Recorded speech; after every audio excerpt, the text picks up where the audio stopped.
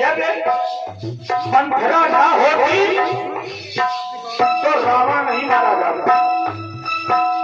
तो स्त्री का ही तो योगदान है। राक्षस आए, राक्षस नहीं मारे जाते। त्रेता युग में वही मंथरा सुगनी बनकर आई।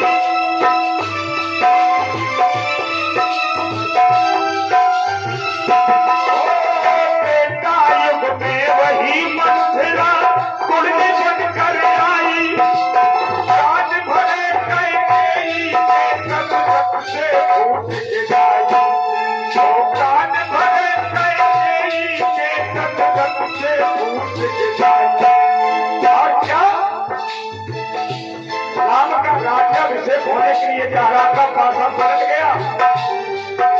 और जब भी मिले भरत को मेरे, जब भी मिले भरत को मेरे, पंचे रख बोल राम।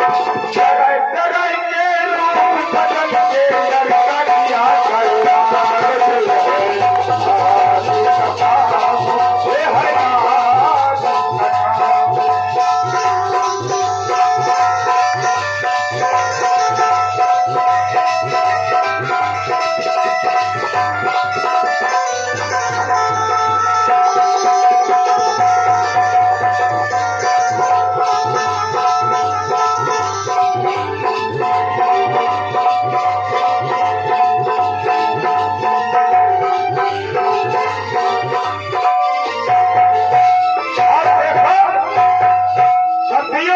और त्रेता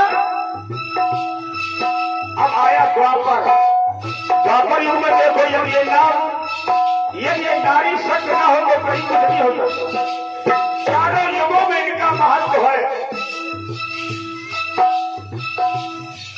हो द्वापर युग में यशोदा बनकर अपना धर्म निभाया।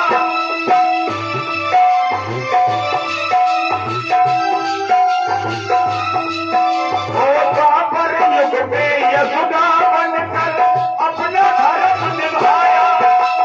पालन पोषण किया कृष्ण का जी भर दूध पिलाया।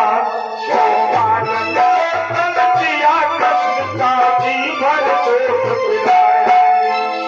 और देखो आधा नाम लगा है नर का। आधा नाम लगा है नर का।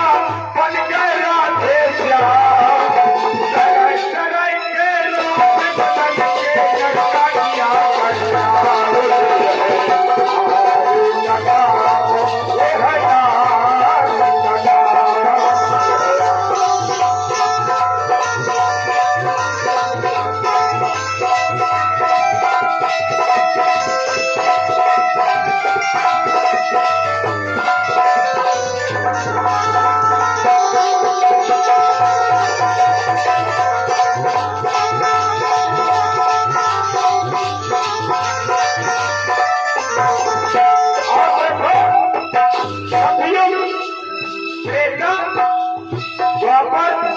और कलयुग में इनका योगदान क्या है?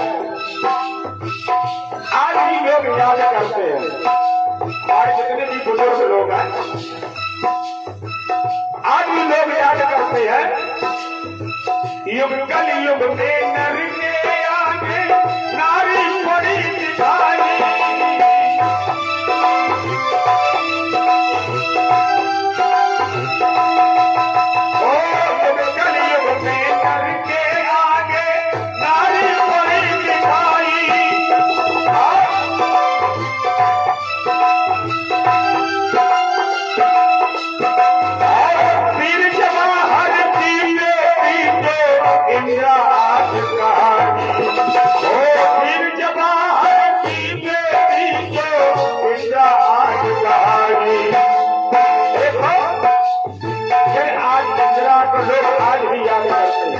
इंदिरा होती तो विदेशी ताकतें जो आतंकवादी फैला ये ना फैलता।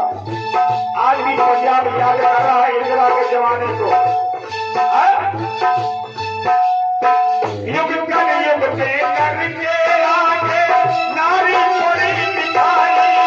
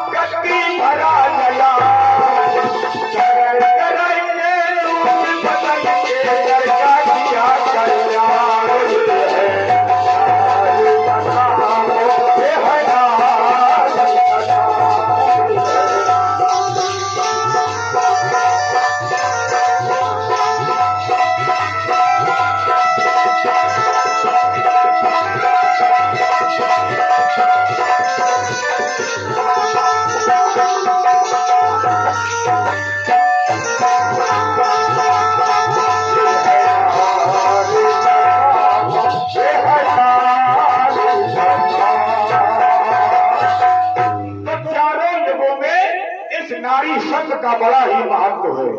और देखो, यदि आप पढ़ पढ़ के जीवन व्यतीत कर दो तब कहीं आपको डिग्री मिलेगी, और हमारी ये बहनें पढ़े चाहे ना पढ़े और इनको डिग्री प्राप्त हो जाएगी। अब आप कहोगे कैसे? आप डॉक्टर हो, पड़ोसी डॉक्टर कहेंगे तुरंत। आप मास्टर हो, तुरंत मास्टर कहेंगे। आप पंडित हो, पंडितानी बने, और चाहे जानती न हो कर्पूर गौरव है बात नहीं। सेठ, तो सेठ तो मान लो वो है कहते जिनकी मोटा पेट हो और सेठानी क्या बिल्कुल दुबरी हो, लेकिन जब तुम सेठ हो तो सेठानी जरूर, और चाहे टीडी की मरीज हो, है बात नहीं। जिनको बिना पढ़े डिग्री प्राप्त हो जाती है। अब देखो, अनुसुईया ने मां जानकी को शिक्षा दी। सब ग्रहण करने के बाद कई दिनों तक अत्रि और प्रभु राम का सत्संग हुआ। इधर अनुसुईया और जानकी का सत्संग हुआ। बहुत दिन के बाद फिर वहां से चले, और चलने के बाद मेरे परम प्यारे भक्तों, बीच में असुर विराट का जो है वध किया। आगे बढ़े तो देखा कि बहुत से संत समाज आ गए, हाथ जोड़ करके प्रभु राम के पास। आंखों में अश्रुधारा बह रही थी। प्रभु राम ने कहा है क्यों दुखी हो? आगे देखा एक हड्डियों का ढेर पड़ा हुआ था। सारे संत समाज रो रहे थे। प्रभु राम ने कहा ये मैं क्या देख रहा हूँ? संत समाज ने कहा प्रभु ये जो आप हड्डियां देख रहे हो ये मेरे साथियों की हैं, मेरे मित्र के हैं, मेरे भाई बंधु के हैं। खून और मांस ये तो राक्षस लोग खा गए, केवल हड्डियां ही हड्डियां पड़ी। संत कोई शब्द सुन करके प्रभु राम के आंखों में अश्रुधारा बहने लगी, और उसी समय दोनों भुजाओं को उठा करके प्रभु राम प्रतिज्ञा कर रहे हैं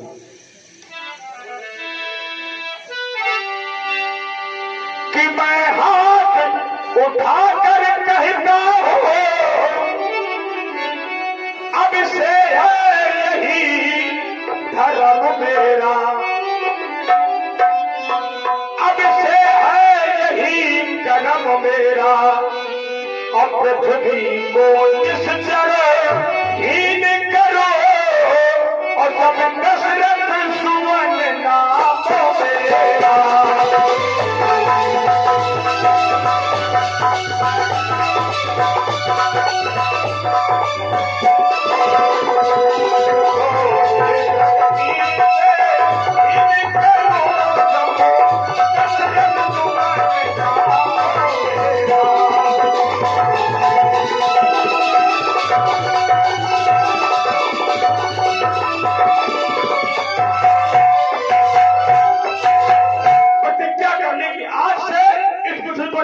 राक्षस नहीं रहेगा। मेरे परम प्यारे भक्तों, अब देखो प्रतिज्ञा कर ली। अब धीरे धीरे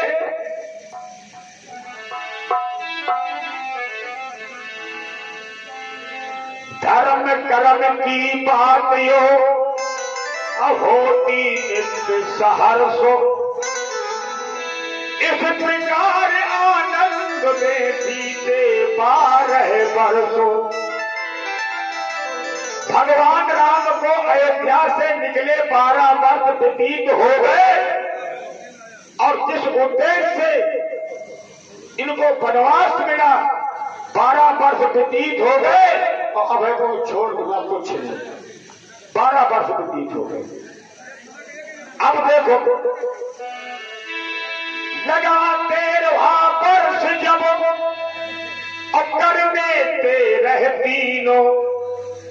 होती है अमिट और इसमें मेघ नमीनो। और जब 13वां वर्ष प्रारंभ हुआ तो एक घटना घट गई। देखो 13 का जो अंक है ये बड़ा अशुभ है। वैसे हिंदू धर्म में अशुभ नहीं है। हमारे मुस्लिम समाज भाइयों में 3, 13 और 23 ये 3 तारीखें बड़ी अशुभ मानते हैं। 3, 13, 23 हमारे हिंदू धर्म में नहीं है। कोई भी तारीख हो जाए कोई मतलब नहीं। लेकिन हमारे मुस्लिम भाई 3-13-23 को अशुभ मानते हैं। ये कोई शुभ कर्म यदि करेंगे तो 3-13-23 में नहीं करेंगे।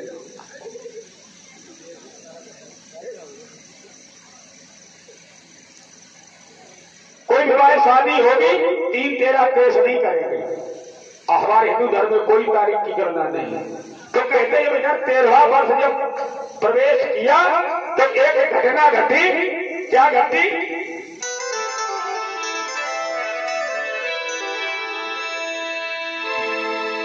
कि रावण की पहली सूर्पनखा उस आई ठौर घूमने को।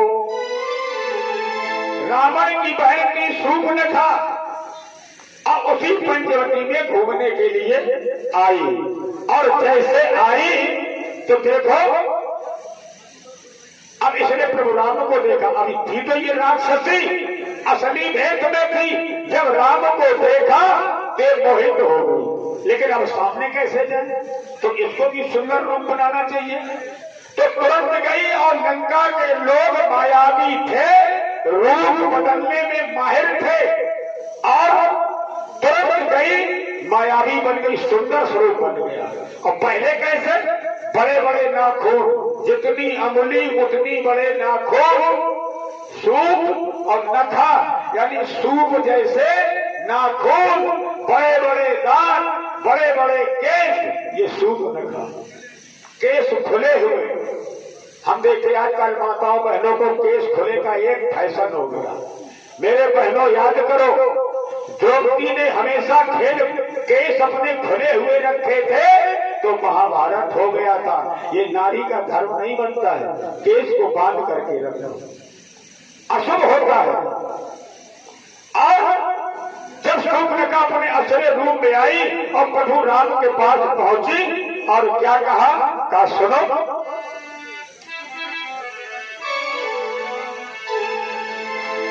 अरे तो मैं सामने बोलो से नमो सामनारी।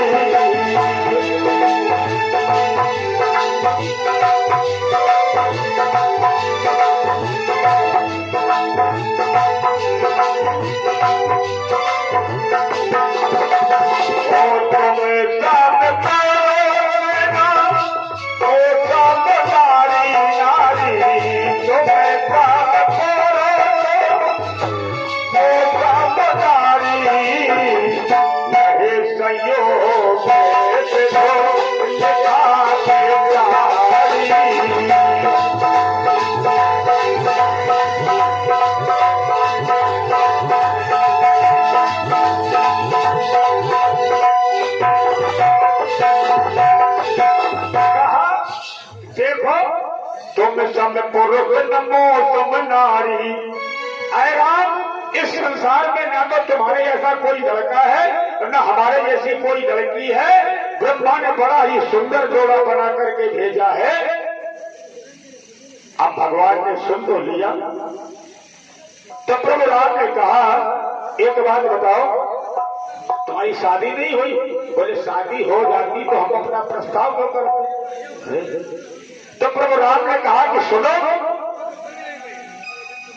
शूर्पणखा ने कहा तुम्हारी बात हम सुनेंगे, बाद में एक बात और सुन लो। वैसे हमारा शादी करने का इरादा नहीं था, लेकिन जब से हमने तुमको देखा तो और ताते अब लगे रही कुंवारी। मनोमारा कछो तुम्हारे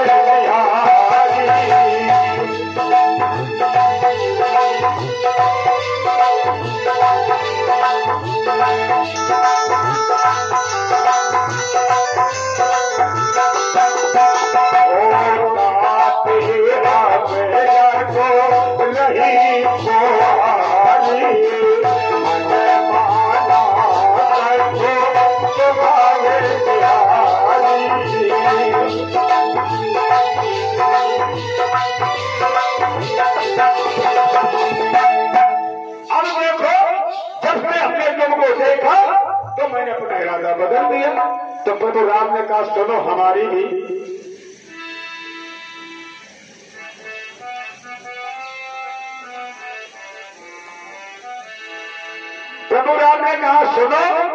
कि तुम्हें मार डालेंगे और तुम्हारे कर्म तुम्हें मार डालेंगे तुम्हारे कर्म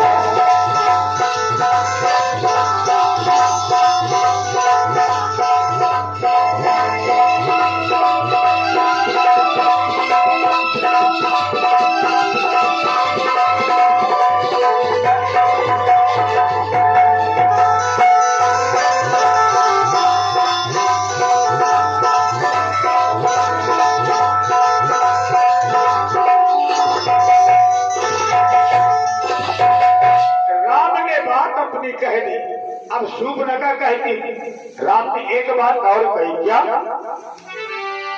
कि हम कोरे नहीं विवाहित हैं हम एक नारे व्रत रखते हैं और अपनी को छोड़ और सब माता और बहिन समझते हैं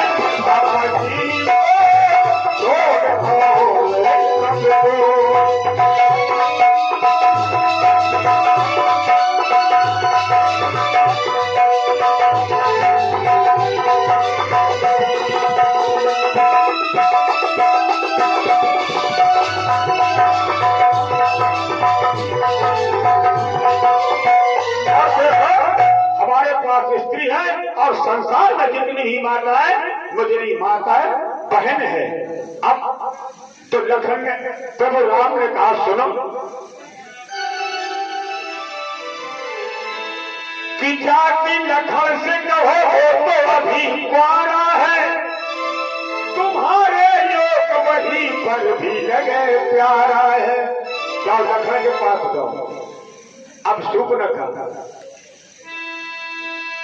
पास में जाके कहा बात अब सुनाई है। लखन के पास गई और कहा कि देखो तुम इनकार मत करना। क्या कि देखो उनके पास तो स्त्री है तुम बिना स्त्री की हो। भगवान ने बना ही निर्बल का जोड़ा बना करके भेजा है मेरे साथ संबंध स्थापित कर लो दोनों को जीवन पार हो जाएगा। अब लखनलाल को बड़ा क्रोध आया कि क्रोध में लखन कहा इस तरह से है भाई दुष्टनी पापनी आफत को लेके तो आई। लखन ने फिर प्रश्न किया शादी नहीं हुई? बोले शादी होती तो आते कैसे गौना? अरे जब शादी नहीं हुई तो गौना की तो कोई बात है नहीं। तो लखन ने कहा एक बात शादी यदि हो गई हो तो उसके विषय भी नहीं सुनो। और यदि शादी होने के बाद यदि पति मर गया हो यानी विधवा हो तो उसके विषय में भी सुनो। तो सूप रखाने का ये तो उससे भी बड़ा गुरु निकला, ये तो उपदेश दे रहा का हमारी बात सुनो। तो लखन ने कहा सुनो,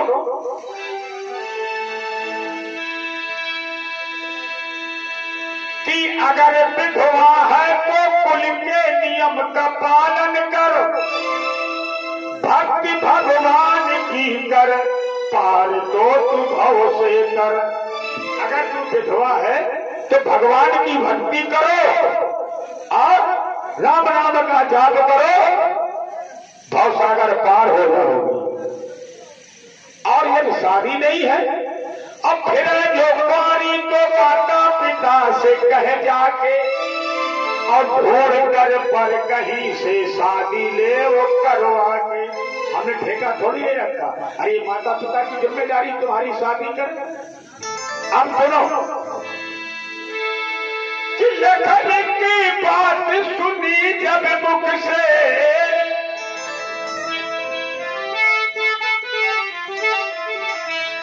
कि लखन की बात सुनी जब मुख से और सूप न खाते काले पड़ गए। अब लखन की जब बात सुनी तो बेचारी का मुख बंद हो गया, कहे वो चल गया। कि लखन की बात सुनी जब मुख से और सूप न खाते काले पड़ गए। और अरे हाय बेदर्दी के पाले पड़ गए, हाय बेदर्दी के पाले पड़ गए।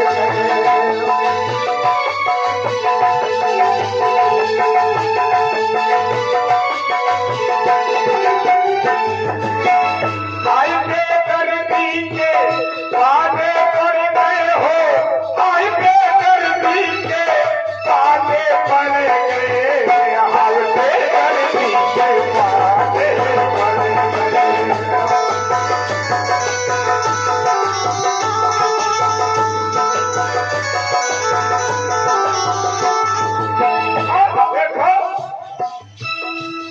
देखो यदि कोई कार्य किया जाए तो प्रयास करना चाहिए हर तरीके से, और जब सफलता मिल जाए अच्छी, और जब नहीं सफलता मिले तो असफलता तो बड़ी बनाई। अब शुभ का फिर कहती है देखो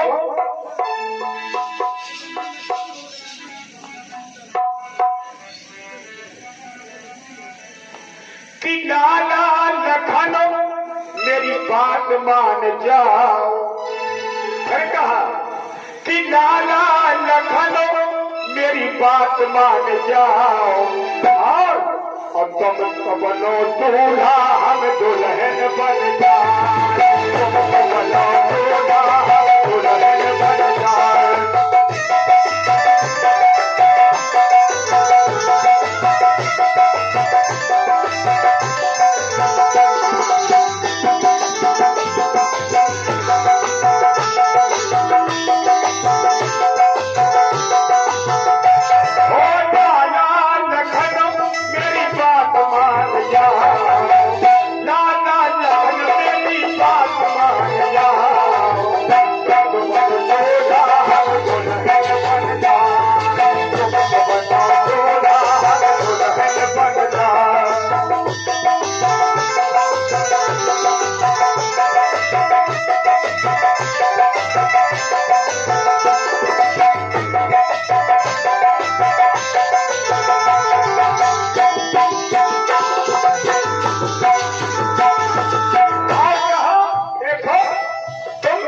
हमारी बात मान जाओ, हमारे भैया को न जानते तुमको बताते हैं। और घर दो जन ऐसे भैया हमारे, घर दो जन ऐसे, घर दो जन ऐसे भैया हमारे, तुमको करना बड़े भैया हमारे।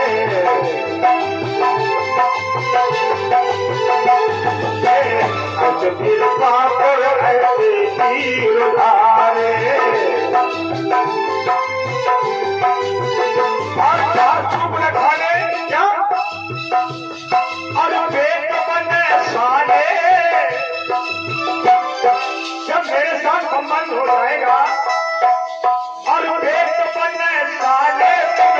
राजा बनता और लाला लखन मेरी बात मानता।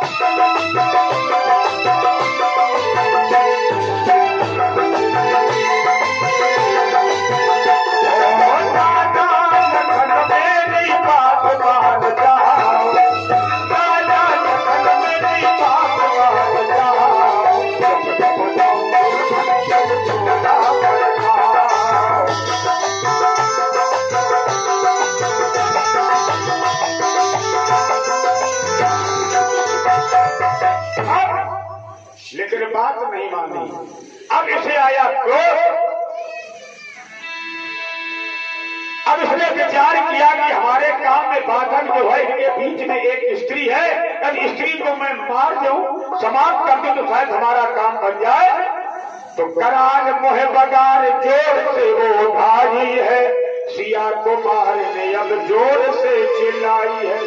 असली स्वरूप में आ गई, मां जानकी की ओर दौड़ी और इधर देख कर राम ने अब लखन को इशारा किया और नाक और कान का अब लखन ने किनारा किया।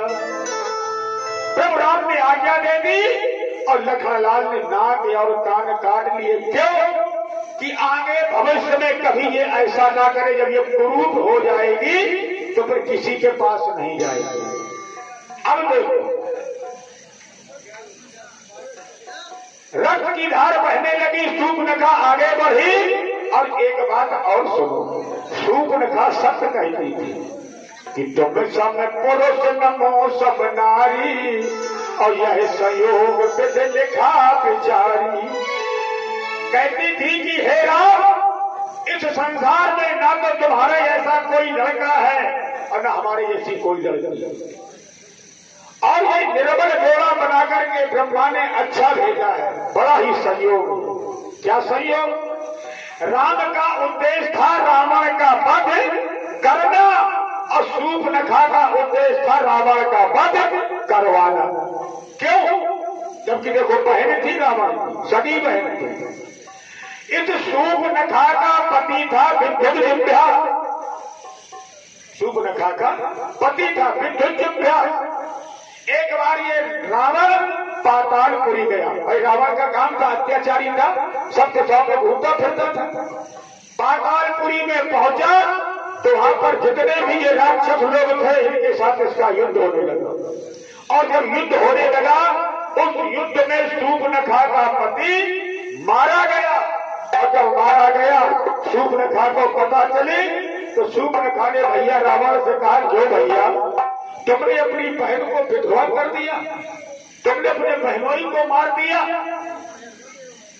रावण ने कहा, देख बहन, जब युद्ध होता है, हजारों की संख्या में लोग जब होते हैं, तो युद्ध में अपने पराये का ख्याल नहीं रहता है। हो सकता मारा गया हो। उसी समय शूर्पणखा ने प्रतिज्ञा की कि मैं अपनी पति की हत्या का बदला अवश्य लूंगी। कसम थी और केस उसने खुले रखे।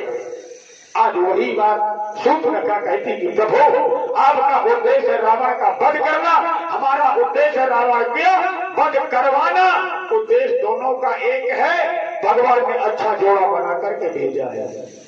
आज इसके नाक और कान कट गए, आंखों से अश्रुधारा और कान नाक रक्त की धार बह रही है। तो मेरे परम की प्यारे भक्तों, पास में खड़े और दूसर 14,000 सेना के साथ रहते थे। ये मौसेरे भाई थे, सगे भाई नहीं थे, मौसेरे। और एक बात और सुन लो, वैसे रिश्ता केवल 4 रिश्तेदार है, 5वां कोई नहीं होता। जैसे 4 वेद है, वैसे ही 4 रिश्तेदार है। अब आप ये बात भले समझ लो, कुछ लोग कहते हैं कि 4 वेद हैं और 5वां की स्त्रियां चरित्र है। ऐसे ही 4 रिश्तेदार में एक रिश्तेदार और आजकल चल गया, बहुत घरेट हो गया साड़ू रिश्ता। वैसे इसका कोई महत्व नहीं है, लेकिन आजकल भैया 1 नंबर पर है साड़ू रिश्ता। वैसे रिश्तेदार केवल है 4। कौन? काकचंद्र, तमकचंद्र, मूसर चंद्र, चूल्हे चंद्र। 4 के अलावा 5वां कोई रिश्तेदार नहीं। और कामकाज में यदि ये 4 आ गए तो समझ लो सारी दुनिया आ गई, और बिना इनके कल्याण भी नहीं होता। 5वां कोई रिश्तेदार नहीं है। ताकचंद में कौन आता है? भांजा। भांजा आता है ताकचंद। ये भांजा जब अपने ममाने में जब आता है और इसकी निगाह जब पड़ गई कि मामा की यह चीज हमें ले जाने हैं, तो यदि तक नहीं तो आज नहीं तो काल, काल नहीं परम लई की जय है। और मान भी है, तुम्हारा भांजा भी है। मामा ने न दे तो माई का कोट ले, बहरहाल वो ले जाए। तो ये है तक्का ताकचंद। और भांजा मुख्य रिश्तेदार भी है ताकचंद। अब आता है तमकचंद। तमक में आता है दमान। दमान का इनके नफरत में गुस्सा भरी रहा। दमान जो अपने आता है ससुराल में, तो माता जी चाय ले आई, नमकीन ले आई, टेबल पर रख दिया। लगा पानी पियो, लगा चाय पियो। अम्मा हमें चाय पीने की फुर्सत नहीं, पर वही ना कर दो। 1 मिनट की भी हमें गुंजाइश नहीं है। और आगे पीछे भीतर भाई चाय ठंडी पड़ गई और 2-4 माछी और गिर गई। और चाहे मोबाइल ऐसे ऐसे करे तो आप को देखते नहीं कहाँ का है। आजकल तो मोबाइल चल गए। ये है तमकचंद। वैसे तमकचंद के वाले कुछ बुजुर्ग लोग कुत्ते की संज्ञा देते हैं। कुत्ता, दमाद और कुत्ता बिल्कुल बराबर होता है। कुत्ता जैसे है, रोज तुम मारो, रोज आए आए करके भाग जाएगा और 10 मिनट के बाद फिर दरवाजे पे आ जाएगा। है बात सही नहीं है? 4 दिन मारो, आए आए करके भाग जाएगा और 10 मिनट के बाद फिर आ जाएगा। ऐसा ही दामान ये कुत्ता है। कुत्ता चाहे जितना इसकी बेइज्जती करो, साल भर नहीं आएगा, 6 महीने नहीं आएगा और फिर दरवाजे बोलिए। ये कुत्ता है। और कुत्ता भी कैसा है? अरे भाई कुत्ता को ना मारो, दमाद को भी उल्टा सीधा ना बोलो। काहे? चाहे जितना उल्टा सीधा बोलो, दरवाजे जब आना ही है तो अब शब्द काहे कहो। ऐसे ही कुत्ता है। परिवार तो कुत्ता पालो ना। हमारे कुछ लोग बुजुर्ग की कहावत है कि हंस पाल है, कुत्ता नहीं कुछ कहते हैं। ऐसा कुछ कहते कुत्ता सो कुत्ता, और पाले सो कुत्ता, मारे सो कुत्ता, और कुत्ता सो कुत्ता। परिवार तो कुत्ता पालो ना, और जब पालो तो उसकी अच्छी तरीके देख रेख रखो। भाई कुत्ता तो कुत्ता है, उसको तुम्हें क्या मारना। कुत्ता सो कुत्ता, पाले सो कुत्ता, मारे सो कुत्ता, और कुत्ता सो कुत्ता। तो दामान ऐसा है। अब आता है तीसरा रिश्तेदार मूसर चंद। मूसर चंद में आते हैं समधी। आपने लड़की की शादी जहां की, यानी दामाद का पिता। तो ये क्या हुआ, 7-6 महीना जब हुए तो ऊपर बहुत चलो सब आने हुए हैं। और जब आए वहां से समधी के यहां पर, तो एक जगह उनकी चारपाई डाल दी गई, बैठ गए। अब वहीं बैठे हैं, चाय आ गई, चाय पी गई। खाना तो बोले हुआ हो, खाना खाए लो, और फिर वही चारपाई पर रहे, लेट गए। तो कहने का मतलब जहां समधी ने बिठा दिया समधी को, वहीं बैठे। काहे? यदि चला फ्री कर तो समधिन देखे ले। तो जैसे माताएं बहनें अपने धानी नहीं होती, धानी। अब तो कोई नहीं कूटा, तब तो मशीन चल गई। हमारे जमाने में गुजरा कूटी जाती, गुजरा कूट कूट के खाना बनाती थी माताएं बहनें। तो जैसे मूसर होता ना, मूसर, तो जैसे धानी कूटी जाए और धानी कूट के अब मूसर एक कोने में उड़काए दो।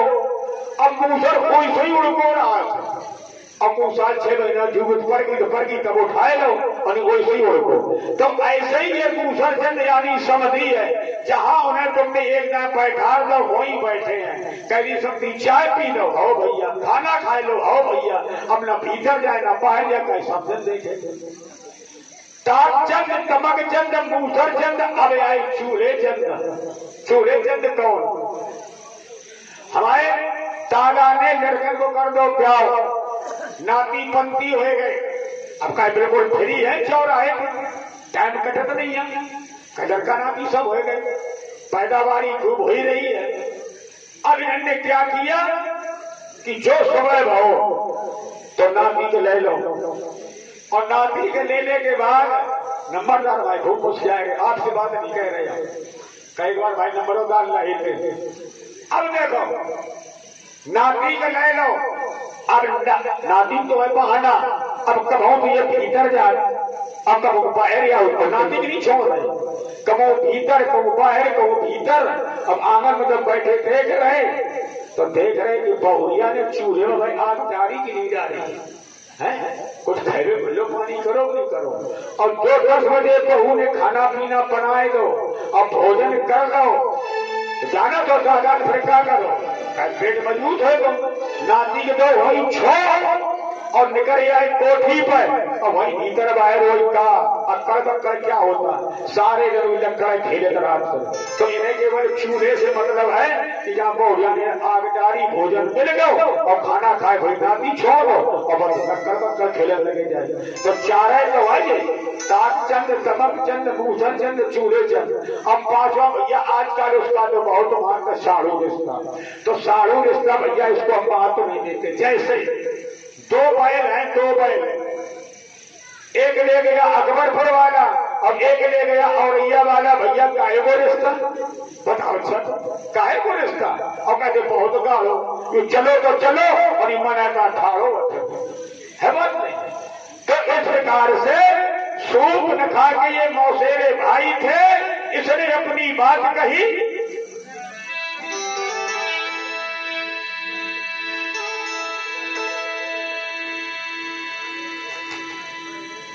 कहां पर है भैया बहन पास के ही जंगल में 2 पक्षी रहते हैं बताओ बहन कि सूप न खा के कर ली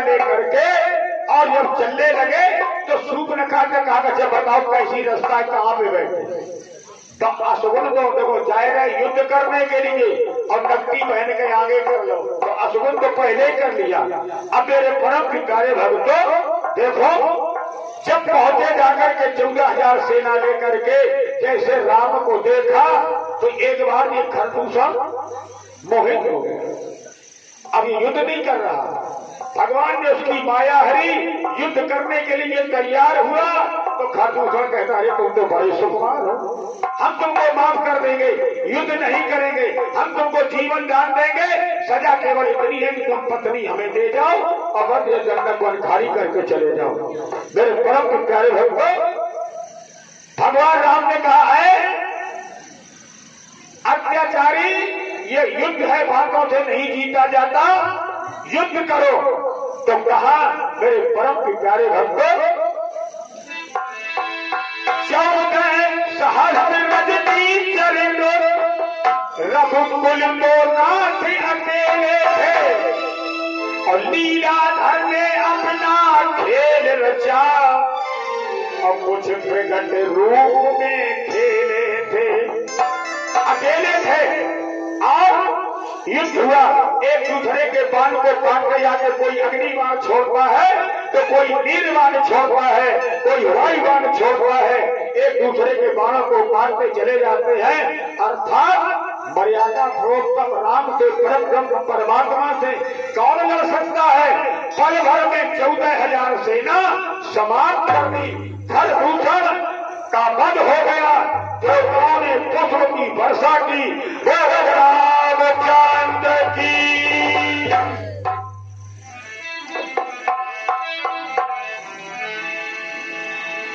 और 2 बार भगवत नाम कीर्तन। अब कुछ थोड़ा प्रसंग को छोड़ेंगे जो अब प्रसंग में बढ़िया छोड़ने के बाद और उस प्रसंग को कल देखो सीता हरा का चरित्र है। ठीक,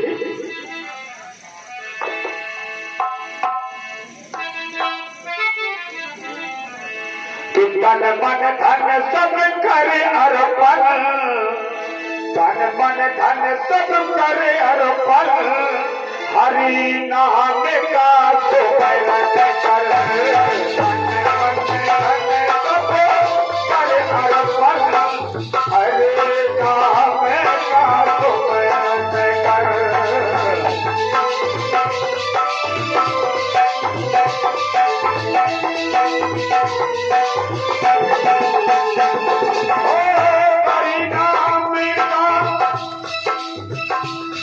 मन धन सब करे अर्पण, हरे नाम का सुमरन कर।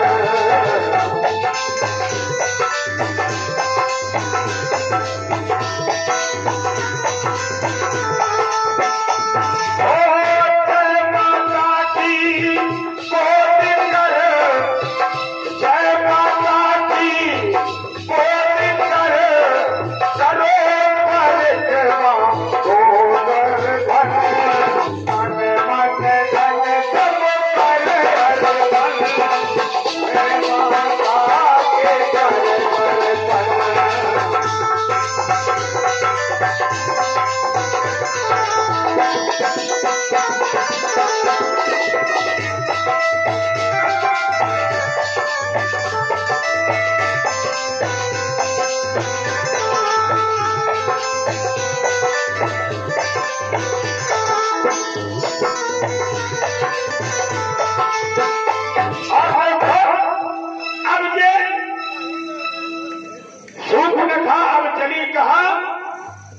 लंका की ओर और इधर मर्यादा पुरुषोत्तम राम ने जानकी को बुलाया और कहा,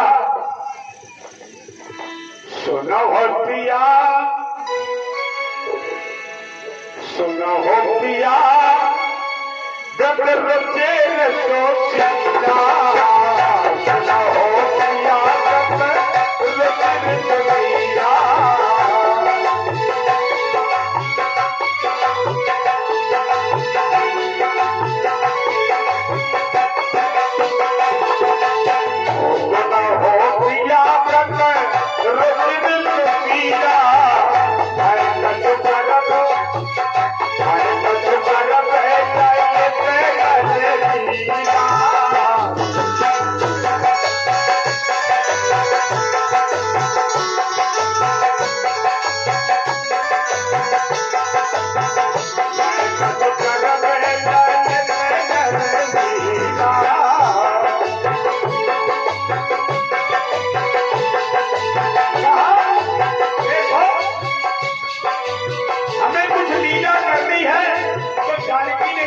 क्या करे, कहा तुम पावक मह करा होने वाला,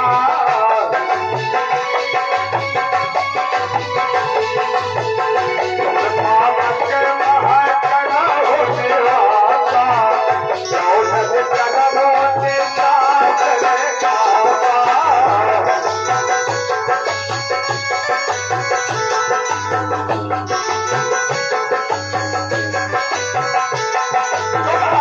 प्रवेश कर जाओ और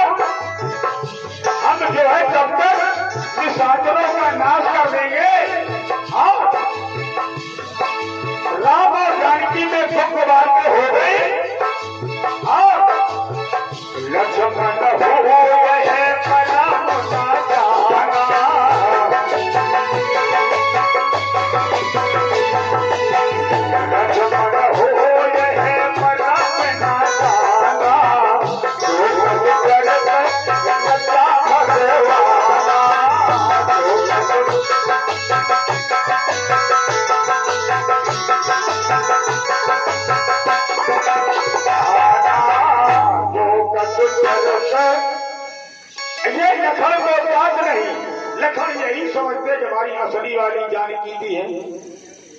अब देखो ये शूर्पणखा चली कहा, अपने भाई का घर उजाड़ने के लिए। एक होता है माली, माली का काम होता है बगिए को सींचे, यानी पानी लगाए, पौधे लगाए, माली का यही तो काम होता है। और यदि माली ही उस बगिए को काटने लगे तो बगिया वो नष्ट हो जाएगी।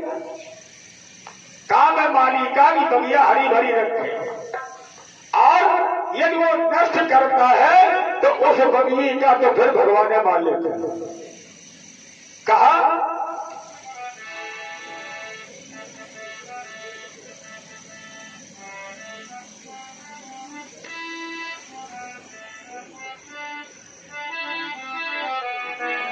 कि फुलवारी फुलवारी जब कोई उजड़े उस माली सींच सवारे, और जब माली खुद ही उजाड़े उसे कौन संभाले, उसे कौन संभाले, उसे कौन संभाले, उसे कौन संभाले।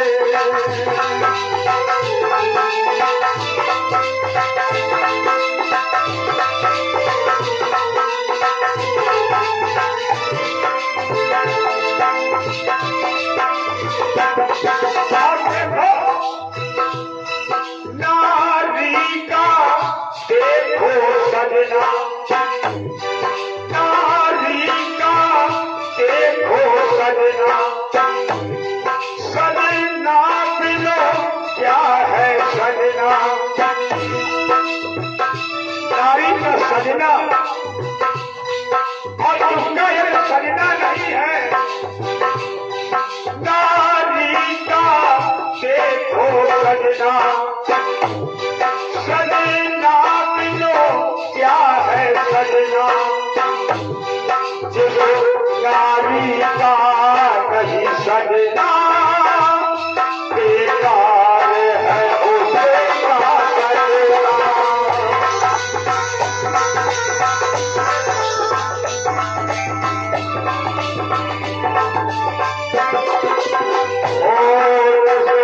नारी का नहीं सजना बेकार है उसका सजना।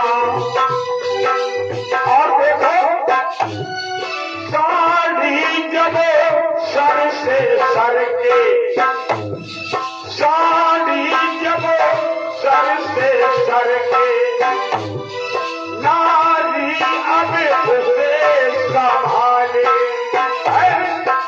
संभालती ना। और यदि नारी धर्मों से मचले उसे कौन संभाले, उसे कौन संभाले।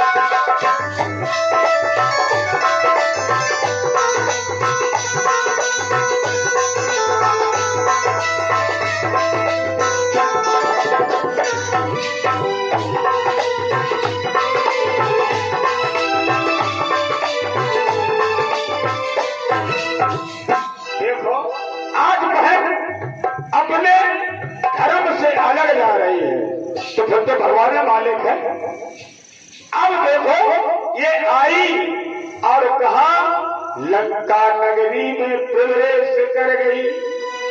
अब प्रवेश करने के बाद इस सभा के मध्य में पहुंची और जहां पर रावण अपने सिंहासन पर मदमस्त होकर के बैठा था। मेरे परम प्यारे भक्तों, अब इसने देखा लेकिन नशे में था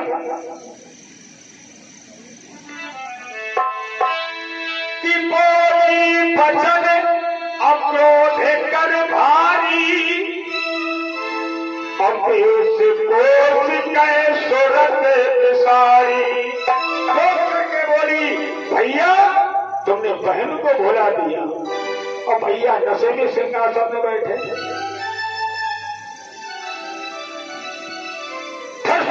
कहने लगी, अरे हाँ तुम्हें बहन की याद आए तो कैसे आए, क्यों कि करस पानो अशोभत दिन राती, अशोक नहीं तब सिर पर आराती।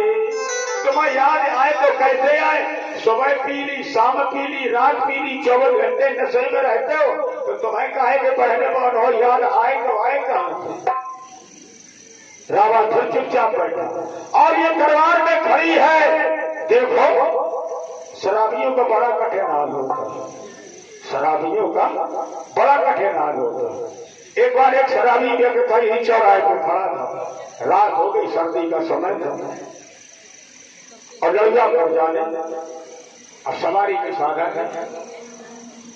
एक टेम्पू वाला खड़ा था, वो यही का था, उसे जब जाना तो था नहीं, आराम से पान मसाला गुटखा चाय पानी पी रहा। अब शराबी आया, अब एक वही गाड़ी खाली खड़ी तो भैया खटखटाई खिड़की, भैया भैया भैया, और ड्राइवर समझ गया कि हाँ थोड़ी टली है। हाँ भैया क्या बात, लड़ियापुर चलोगे? अब कहीं नशे में था। ड्राइवर ने कहा नहीं भाई अब नहीं जाएंगे। अरे भाई चलो भाई, अरे किराया तो लोगे? बोले किराया 200 रुपया है। शराबी भाई कहता 250 रुपया। तुम 200 कहते हो, हम 250 देंगे लेकिन हमें घर छोड़ दे आओ। ड्राइवर ने सोचा अच्छी मुर्गी फंस गई है। ड्राइवर ने कहा नगद, काहे उन्होंने सोची शराबी व्यक्ति का उतर जाए और इकट्ठी न दे। बोले नगद, अरे बोले नगद 200 कही 200 ये लो, 50 और लो। बोले ठीक बैठो। ड्राइवर ने क्या किया कि बाई तरफ से शराबी व्यक्ति को बैठाला और खिड़की बंद कर दी। अब घूम के आया और दाई खिड़की खोल दी। कहा भैया उठो, लड़का पड़ आएगा। शराबी व्यक्ति उतर गया। उतरने के बाद शराबी व्यक्ति ने कहा यार भैया तुमने काम तो बहुत अच्छा किया, लेकिन एक बात ध्यान कर लो भैया, हाथ जोड़ करके प्रार्थना है, आज तुमने इतनी गाड़ी तेज चलाई तो चलाई, आज तुम्हारी रोड खाली है, लेकिन भैया हाईवे तो इतनी तेज मत चलाना। बोले भैया कबू न चले तो पहुंचाओ घर चले। भाई पाए से उठाया, पाए से उतार, अब गाड़ी कहीं नहीं चली। बस ये और कहे कि भैया इतनी तेज गाड़ी मत चलाना, इतने जल्दी आ गई। अरे कोई 10-5 मिनट तो लगते, लेकिन ऐसा जल्दी गाड़ी तेज मत चलाना। तो शराबियों को बड़े बुरे हाल होते हैं। घर से चले सब्जी ले, ढोरा को दुकान में धर दो और 10 बजे कुंडी खटखटाना चाहिए अपनी और खटखटाए रहे पड़ोसी, जाने रात कौन हो दरवाजा है। अब देखो जब रावण ने बात नहीं सुने, अब ये क्रोध करके कहने लगी, सोच रखा कि पड़ जाए इस राज पर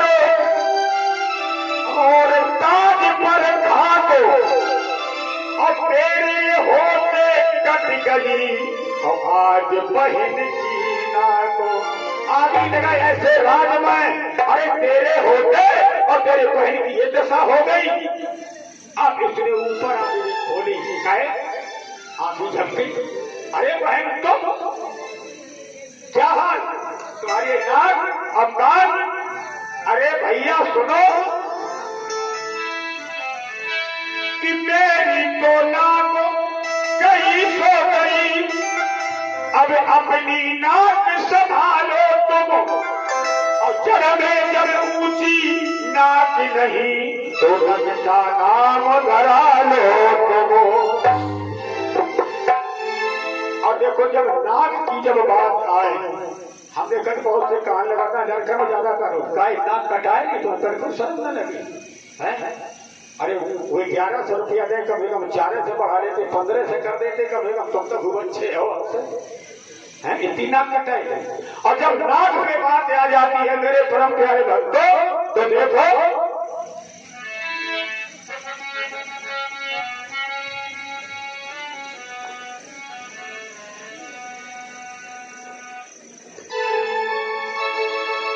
कोई नाक कटाए, कोई नाक बचाए, कोई नाक पे मर मिट जाए, कोई नाक कटाए, कोई नाक बचाए, कोई नाक पे मट मिट जाए, नाक में दम हो गया, नाक में दम हो गया।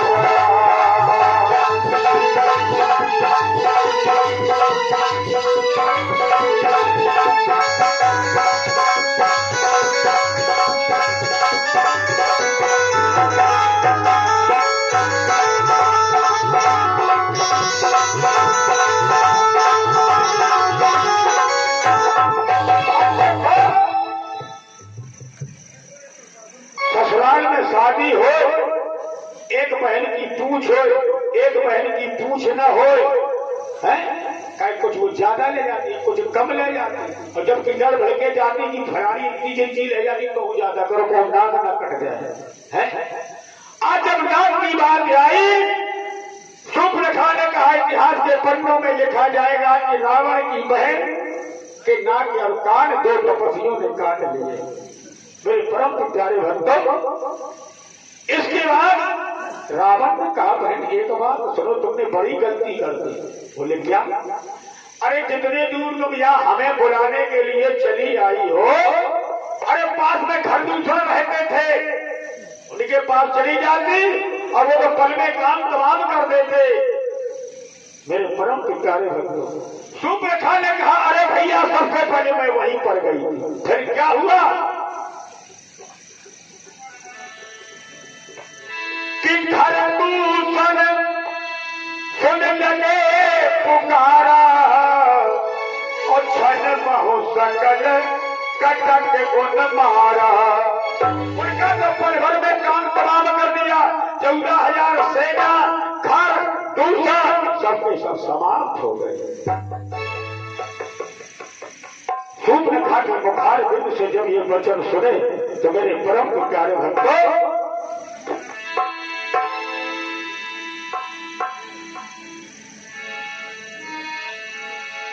यह सुनते ही हो गया मौन निशाचर राय, सोचा मेरी मोक्ष का पैदा हुआ उपाय, कि अब हमें मोक्ष का दरवाजा मिल गया। और कहा कि घर तो मोह सब पर बनता, और न है कुमार बिन भाग बनता।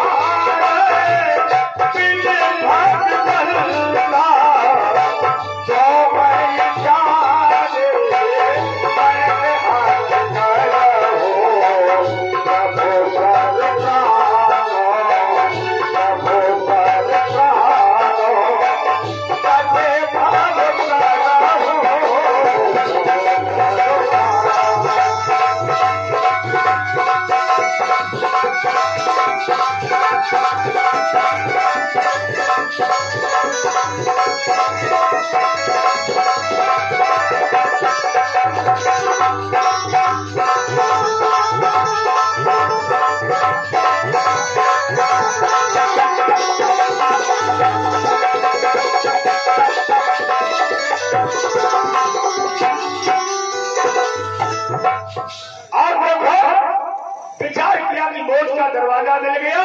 गुप्त भेद अपने अंदर विचार कर लिया और विचार करता है कि निश्चय ही वे अवतारी है, तो पैर भाव ही रखूंगा और दूसरे जन्म का बंधन है और उनके ही द्वारा तोड़ूंगा। पैर भाव रखूंगा और भावसागर करने का यही एक अच्छा साधन मिल गया है। गुप्त भेद अपने हृदय में बंद कर लिया और मेरे परम प्यारे भक्तों, लंका में एक मारीच नाम का मारीच रहता था, बड़ा चतुर था और रूप बदलने में ही बड़ा माहिर था।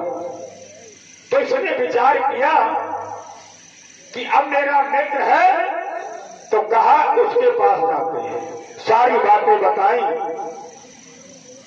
मारीच मामा के पास गया और कहा देखो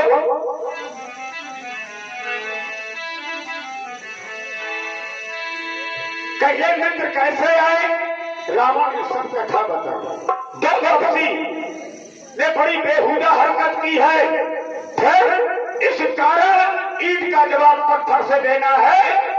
तुम मायावी मृग बन जाओ और मैं मायावी संत बन जाऊं, उनकी पत्नी का हरण करके और लंका नगरी में लाना है। ये सुनकर के मारीच कांपने लगा, कहता बस अब मत लो। क्यों?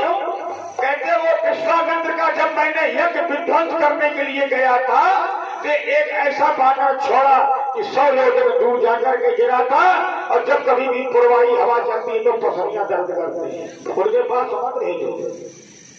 और एक बात और सुनो रावण, अरे पड़ोसी है, पड़ोसी से कभी भी बैर ना करो। हमारे ये रामायण कहती है सती संत गुरु ब्राह्मण और पास पड़ोसी घाट, हाकिम बैद रसोइया और घर का भेदी दास। सती पतिव्रता स्त्री के कभी कोई नहीं लगना। संत महात्मा यदि संत भेद में है कटु वचन ना बोलो, बन जाए तो सीताराम कर लो, लेकिन क्या ना कहोगे देखो कितने हट्टे कट्टे तो मैं बताते अच्छा मम्मी पड़ी हुई दिन भर काम करो 500 रुपया दे। सती संत गुरु ब्राह्मण, सती संत इनसे कभी ना बिगाड़ो और ब्राह्मण से कभी ना बिगाड़ो। यदि ब्राह्मण से बिगाड़ के रखोगे तो मुहूर्त पूछन गए तो माँ ऐसी मुहूर्त बताए दे कि हाँ कब पंचकर्म बताए दे, मुहूर्त ना हो तब ब्याह बताए दे, तो ब्राह्मण से कभी ना बिगाड़ो। और एक होता है पड़ोसी, पड़ोसी से कभी भी नहीं बिगाड़नी चाहिए। हमारे बुजुर्गों की एक कहावत है कि 100 मन सोना चला जाए लेकिन पड़ोसी से ना बिगाड़े। कहीं बैकुंठ कहा है कि बैकुंठ वही है जो आपका पड़ोसी अच्छा है। वो कैसे? आप चले गए निमंत्रण करने के लिए, 50,000 की भैंस बंधी, अब बताओ पड़ोसी रखा है को रखा है दूसरों रखा है। जब चले गए निमंत्रण कर और भैंस हो गई 9-11, घर में डकैती पड़ गई, चोरी पड़ गई, घरे को नहीं है, तो पड़ोसी तो है, तो पड़ोसी से कभी ना बिगाड़ो। और एक हाकिम से ना बिगाड़ो, नहीं मुकदमा ठीक उल्टा कर देगा। और एक होता है डॉक्टर से कभी नहीं बिगाड़ना चाहिए। और डॉक्टर से यदि बिगाड़ोगे तो ना तो मर्द रहेगा ना मरीज रहेगा, दोनों सभा चक्करेगा। डॉक्टर से ना बिगाड़ो कभी। और एक होता है रसोइया यानी भंडारा। सुन लो गुप्ता जी, हमें भंडारा होगा तो मसाला खूब खवाना नहीं हो, और मसाला में कोई यदि कमी कर गई तो कौन नमक 2 डाल दे, मिर्चा का 2 डाल दे और तेल को तड़को लगा दे और कौन तेल भर दे। तो इनसे कभी ना बिगाड़ोगी, भंडारा पूरा खत्म करने हैं। इसलिए जो है मारीच मामा ने कहा कि इनसे कभी ना बिगाड़ो, और ना इनसे जो बिगाड़ता है कि इनसे जो पैर बढ़ाते हैं आखिर में मारे जाते हैं, और वे मौत के घाट वही बेबस उतारे जाते हैं। इसलिए ऐसा करो कि यदि तुम्हें हरना है तो सीता का हरना ठीक नहीं है। और वैसे ही कहा है कि सो पर नारो और नीलार गोसाई और सजाओ चौथ के चंद्र की नाई। पर स्त्री की तरफ तुम हरने की बात करते हो, और स्त्री की तरफ तो देखना भी नहीं चाहिए। और सुनो, बारीक ने फिर समझाया कि अच्छे कर्मों के करने से, अच्छे कर्मों के करने से अब घर में प्रकाश हो जाता है, और पर नारी घर में लाने से घर का विनाश हो जाता है।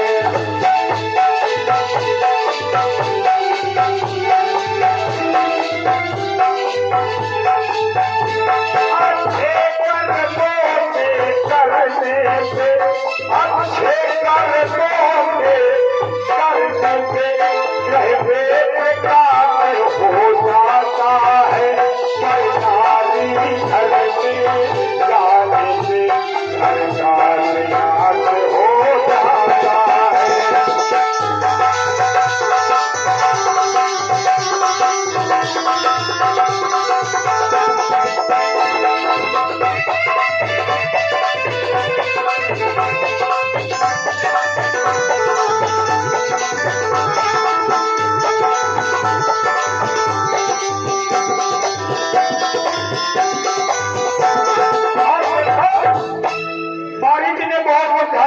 रामचरितमानस में रावण को 19 बार समझाया गया है।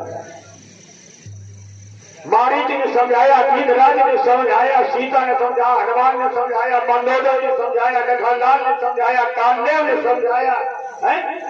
कहने का मतलब 19 बार समझाया। कुंभकर्ण ने भी समझाया।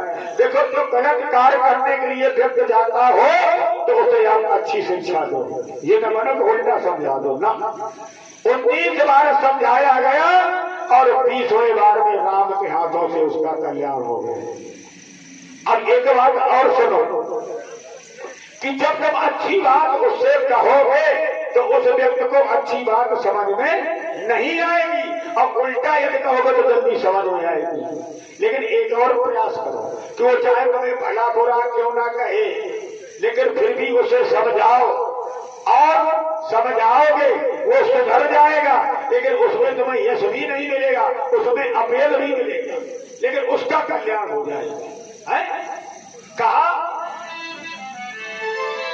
कि पंच रसोई पर सबो अप्याह करावन हारो, और इनको यश मिलता नहीं और अपयश बारंबार।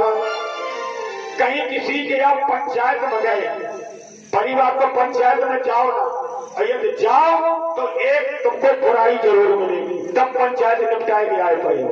और यदि बुराई तुम्हें नहीं लेनी है तो घर बैठे रहो, पंचायत नहीं होगी। बुराई तुमको झेलनी पड़ेगी, कहे पंचायत निपटेगी तो एक के तुम बुरे होगे। वो व्यक्ति कहेगा कि दादा आए तो थे, लेकिन हमारी उन्होंने बात नहीं की, बात सब उन्हीं की कही, तो बुराई तुमको मिली, यश नहीं मिला, अपयश मिला। पंच रसोई परसो, एक रसोई परसना। अरे रसोई भंडारे की बात पर छोड़ो, सत्यनारायण की जब कथा होती ना, कथा और पंचामृत पनीरी, जब एक ने ले लिया पंचामृत, एक ने ले लिया पनीरी, और तो बांटने लगे, तो बच्चे जब अपने घर में जाते हैं, जानते हो क्या कहते हैं अपनी माता से, अम्मा अम्मा अम्मा। गुप्ता जी में थे वो उधर वाले, अपने मोहल्ला के घर के ज्यादा देते और हमारे लगवाने के छोटे थोड़े, और बराबर थे बराबर। वो तो भंडारे की बात तो बहुत बड़ी बात। तो इसमें क्या हुआ, इसमें आपको यश नहीं मिला, अपयश मिला। पंच रसोई पर सबो अप्याह करावन हार, एक विवाह कराना। दादा आएंगे जमुना पार वाले, जमुना पार वाले आए, रात में रुके और रुकने के बाद दादा ने कहीं जहां रुके, काय फलाने यहाँ लड़का तो आओ 30-32 साल को होगो, ब्याह नहीं करो। अरे करेगा दादा को ब्याह वाले आए नहीं, अब ऐसो करो कहूँ दिन कर आओ ब्याह, तुम्हारे हो तो लड़का का भाव पारो रहेगा, या तुम जमुना पार से जाना हम साथ को उठाओ दे प्यास से। दादा बोले चिंता न करो, अब लो का ब्याह करवा। दादा चले गए, हजरत को ठाम से फान फूस के लाए और ब्याह करवाए दो, ब्याह करवाए दो। बहू घर आए गई, विदा हो गई। अब वही लड़का को बाप जाने तो क्या कहा, बिटिया वालों तो बहुत बढ़िया, दान कहे बहुत देगा, लेकिन करेगा ये मझवा वो दादा तो न मरी पड़ो, मोटरसाइकिल तो बिल्कुल सही रहो, तो उन्हें मझवा ने पानी मार दी। अब बताओ कहाँ ब्याह के लाने पड़े थे, और दादा ने करा दो ब्याह, तो एहसान तो माने नहीं। और अब ये 100 रुपये रहोगे, बताओ प्यार करते गाड़ी में दादा ने दे देंगे। तो पंचर सोई पर सबो और प्याह करा मनोहर, इनको यश मिलता नहीं और अब यश बारो। देखो बारी फिर समझाता है कि चारों पेट की पानी दसानो तकियो ननार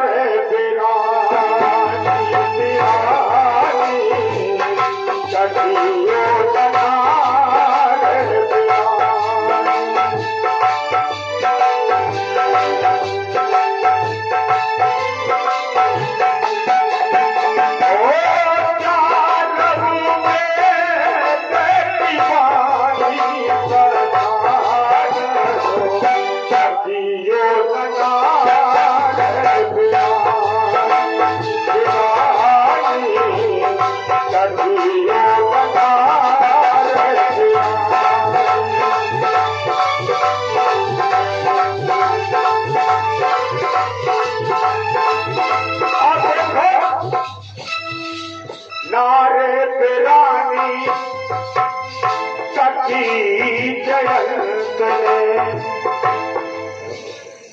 नारे पिरानी सखी जयंत ने, और एक आंख भई कानी दसानो सखियो नारो पिरानी। कुदरती बात जानकी को देखा, एक आंख चली गई। नारे पिरानी तकी भस्मासुर, भस्मासुर ने पहले शंकर जी को प्रसन्न किया, वरदान लिया कि हम जिससे सर पर हाथ धर दे वो भस्म हो जाए। शंकर जी अवरदानी कि चलो ठीक है ऐसे ही हो। अब भस्मासुर ने सोचा चले प्रैक्टिकल तो करना चाहिए, और पार्वती जी की ओर देखा, भस्मासुर ने मन चंचल हो गया और एक दो वरदान का प्रैक्टिकल भी हो जाएगा। तो इसने क्या किया कि शंकर जी का पछाए लो कि शंकर जी रुको, शंकर जी रुको, अरे तुम वरदान तो कहे यार, हम प्रैक्टिकल तो करेंगे नहीं, झूठी तुम कहे जा रहे थे भाई हाथ दरिया भरसा बढ़ जाए। और शंकर जी बेचारे बड़े परेशान, खूब भागे भागे फिर रहे। तब तक परमात्मा है, भैया बचाओ क्या करें। भगवान ने अच्छा 20 साल कभी योगों ने कन्या का रूप धारण किया। भगवान ने कहा कहाँ जा रहे, अरे शंकर जी पे जा रहे, काहे, अरे वरदान दिया है काहे का कि जिसके सर पर हाथ धर देंगे वो समाप्त हो जाए। तो ये देखेंगे सही है कि गलत। अरे बोले उन्हें तो चाहे हाथ धर दियो और मोहित हो गया ना, जब मोहित हो गया अब वो रुक गया और शंकर जी निकल गए आगे। बोले ऐसा करो कि तुम अपना नाच दिखाओ और नाच दिखाओ और हम तुम्हारी पत्नी बन जाए। भस्मा सुने सोची या बड़ी बात बढ़िया रही। तब जैसे नचने लगा, एक हाथ कमर पर रखा और एक अपने सर पर रखा, गोविंदा नमो नमः। और वरदान तो सही था, उसने अपने सर पर हाथ धर दिया, भस्मा से खत्म हो गया। तो नारे पिरानी तकी भस्मासुर और भस्म भयो अभिमानी दशानन और तटियो न नारो बिरानी, नार बिरानी तभी इंद्र ने, और नगे नगे भागम हर शरीर में व्याप्त हो गए। इसलिए ऐसा करो मेरे परम प्यारे भक्तों। मारीच ने कहा पर नारी की तरफ देखो, और फिर कहा मारीच, जब मारीच बहुत समझा रहा रावण को, लेकिन कहते हैं जब बुरा होने को होता है तो बुद्धि खराब हो जाती है। कि पर नारी पहली छुरी और 3 धार से खाए, पर नारी पहली छुरी और 3 धार से खाए। धन हरे यौवन हरे और अंत नरक ले जाए, धन भी जाए शरीर भी जाए और अंत में नरक ले जाती है। इसलिए रावण पर स्त्री की तरफ ना देखो, और तुम तो हरने की बात कर रहे हो। और सुनो,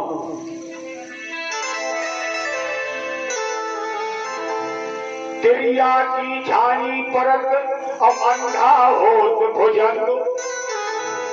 एक अंधा होता जन्मांत, जिसका जन्म ही अंधा हुआ हो, उसे पता नहीं कि स्त्री होती क्या है। भाई अंधा जब पहले अंधा हुआ है, उसे संसार का क्या पता कि संसार कैसा है, स्त्री कैसी है, कैसी गाड़ी, कैसी हेलीकॉप्टर, कैसा टेंट, कैसी सूरत, कैसे भगवान, कैसे शंकर। जब जन्मांत है तो कहते हैं कि तिरिया की छानी परत अब अंधा होत भुजंगो। अंधे व्यक्ति पर यदि स्त्री की छाया पड़ जाती है, छूने की बात नहीं है, केवल परछाई पड़ जाती है तो भुजंग माने होता है सर, तो जैसे सर्पणी खड़ा हो जाता, इस तरीके से अंधा व्यक्त हो जाता।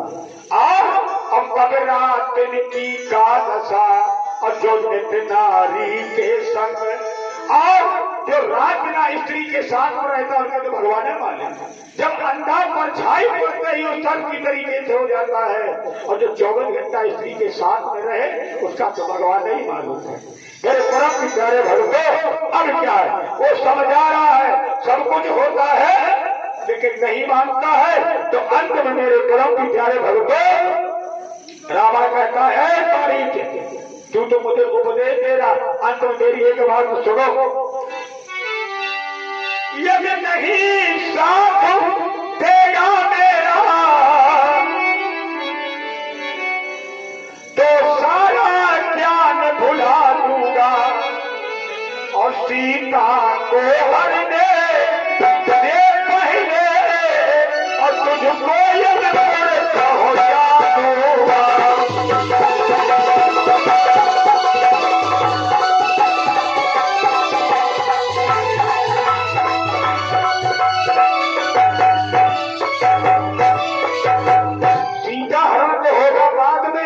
लेकिन तुम्हारी पूरी सीधा पहुंचा दी। मारीच ने सोचा कि इस दुष्ट के हाथों से मरने से तो अच्छा है कि जब मरने है तो प्रभु के हाथों क्यों ना मरे, तो कम से कम मुक्ति तो मिल जाएगी। तो मेरे परम प्यारे भक्तों, अब ये मारीच मायावी मृग बनने के लिए तैयार हो गया, और अब ये चलने लगा कहां पर, जहां पर राम लक्ष्मण और जानकी आसीन थे। अब ये जा रहा है तो जाने में कुछ समय लगेगा, अब इसको जाने दो, और कथा का यही से विराम होता है।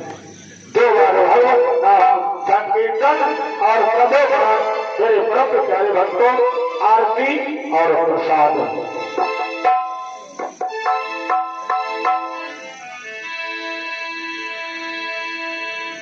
राम नाम गंगा, राम नाम गंगा, अगम बही जाए, अगम बही जाए, या मैं कोई नहाए, या मैं कोई नहाए। कोई ना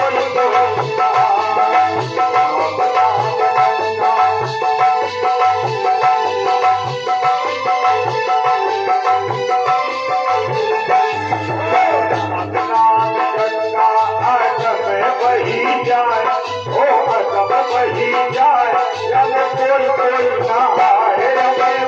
कोई ना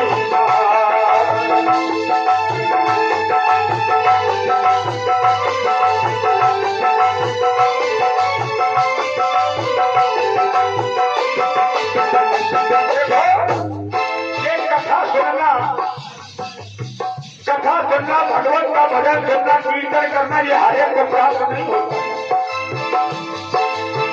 बहुत से जब पुण्य उदय होते हैं तब ये कथा कीर्तन सुनने को मिलते हैं। हाँ, हर एक के बस की बात नहीं है। राम नाम गंगा सुगम बही जाए, हो अगम बही जाए, यम कोई कोई नहाए, यम कोई कोई नहाए।